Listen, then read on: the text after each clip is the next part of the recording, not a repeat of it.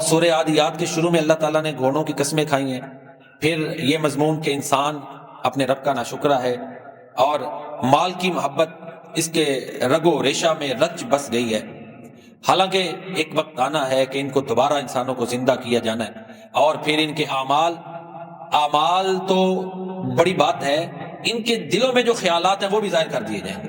اللہ اکبر۔ تو یہ سورۃ العادیات کا کہہ لیں خلاصہ ہے جو میں نے آپ کے سامنے رکھا۔ اب اس کا ترجمہ سنیں۔ اللہ تعالیٰ فرماتے ہیں قسم ہے ہانپ کر بھاگنے والے گھوڑوں کی، پھر سم مار کر چنگاریاں اڑانے والوں کی، پھر صبح کے وقت حملہ آور ہونے والوں کی، پھر اسی وقت غبار اڑانے والوں اور اس غبار کے ساتھ دشمنوں کے جتھوں میں گروہوں میں گھس جانے والوں کی۔ یقیناً انسان اپنے رب کا ناشکرا ہے اور اس پر وہ یقیناً گواہ بھی ہے، اور بلا شبہ مال کی محبت کے لیے وہ بڑا سخت ہے۔ کیا وہ نہیں جانتا جو کچھ قبروں میں ہے اس کو اکھاڑ کر زندہ کر دیا جائے گا، اور جو سینوں میں ہے اس کو ظاہر کر دیا جائے گا؟ یقیناً ان کا رب ان سے اچھی طرح باخبر ہے۔